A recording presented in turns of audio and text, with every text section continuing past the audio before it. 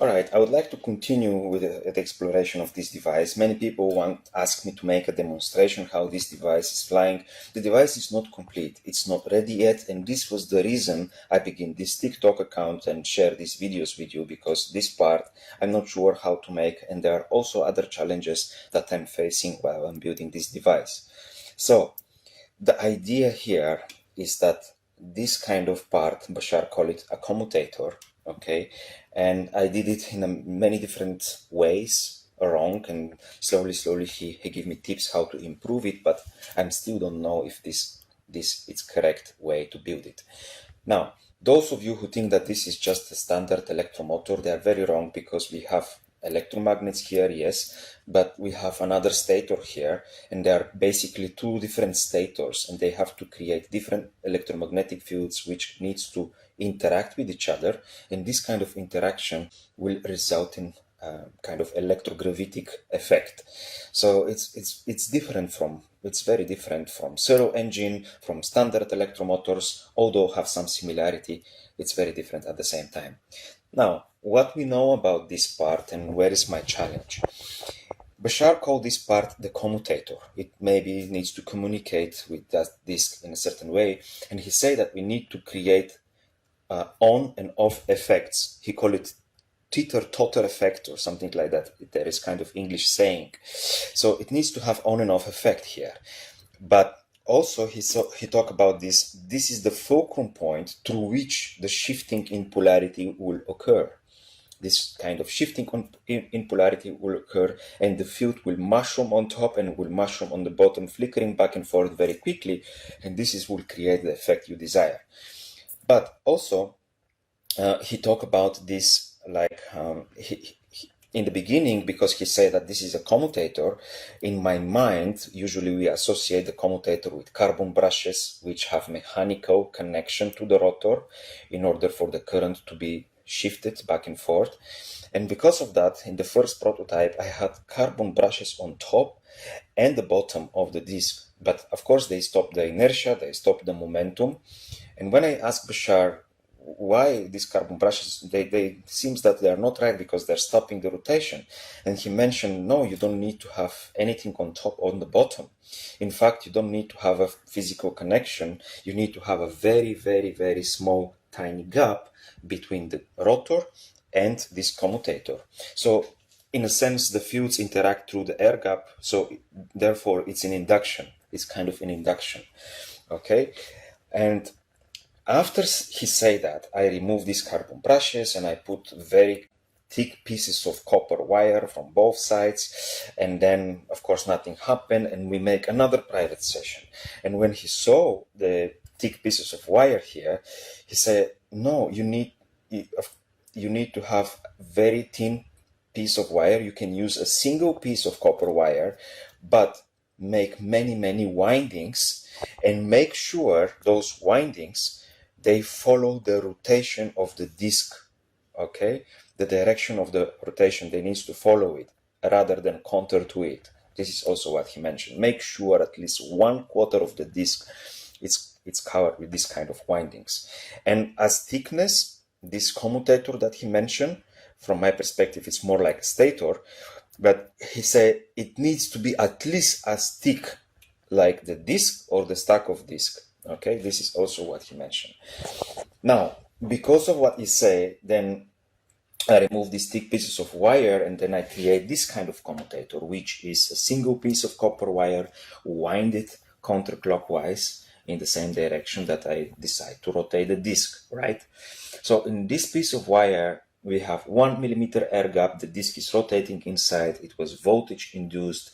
We noticed that the frequency increased with the rotation. It's kind of a closed loop conductor. But here, what I find out that we don't have a silicon plate or iron, soft iron, in order for the magnetic flux to travel. We have just a copper wire. So we do not have kind of pathway from which the magnetic flux will travel. Then I decide to create this kind of toroidal commutator, which is with a soft iron inside, and there are many windings. But in this particular setup, the more windings you create, the further away the soft iron goes from the disk, and it's more difficult to create an induction to transfer the magnetic field here. Then I decided to create this kind of commutator. Okay, it was a long journey because Nikola Tesla was actually using similar approach to rotate a copper mass. And this copper mass, it's called the egg of Columbus. It was a copper egg, and he demonstrated the power of the magnetic field by creating some kind of toroidal transformer like this.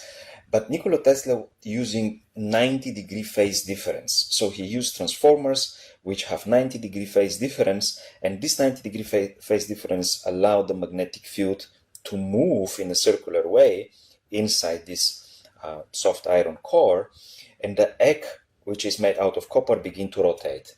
This is a well-known experiment. Many people create it nowadays. So I decided to make this commutator that way and introduce the same number of sections here. Like we have 24 conductive and 24 non-conductive, and I put also 24 silicon plates sections to be in a proximity, so the magnetic field can be induced, and then this can induce the current here, right? But the other thing that I find out that in this way, in this particular way, all of the sections, they will be activated at the same time, and then all of them will be off at the same time, right? And this, it will create less or more a pulsating field. Then I need to decide, I decided to use another type of silicon platings, which I didn't make yet, but they have less sections. They have 18 sections here instead of 24. And when we have 18 sections on the stator and 24 here, we can create a phase difference and activate them, not all of them at the same time, but one at a time, and then they can follow, and then eventually can create a rotational magnetic field. Now, this is just an idea, but I'm not sure yet if this is the right approach. I'm going to make it an experiment and see, but yet I'm not sure because there is no guarantee that this is going to work, because it's not exactly following the rotation of the disk. Okay, I'm not 100% sure if this thing is correct. So this is so far what I'm about to say here.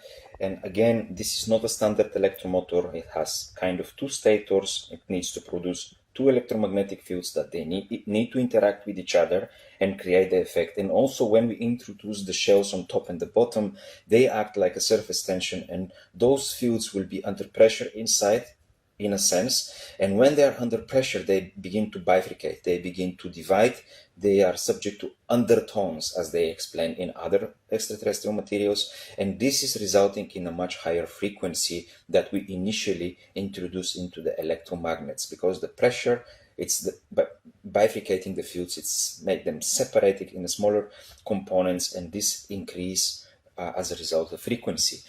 So once we change the frequency of the electromagnetic field and the speed to match the frequency of the gravitational field of the planet, and we do it with the opposite spin, with reverse polarity if you wish, with incompatible spin, then we can create this anti-gravitational field.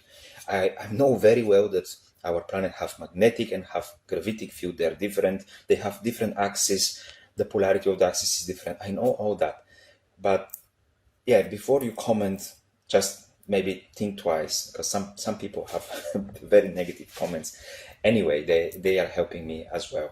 So thank you for watching. Let me know in the comments if you want to make another video, if you want to speak with any kind of particular topic to explain. And every Sunday, I'm going to wait for you 5:00 p.m. and you can ask me any question live. We can meditate together. We can talk about the devices and anything that you so desire. Thank you for watching. See you later.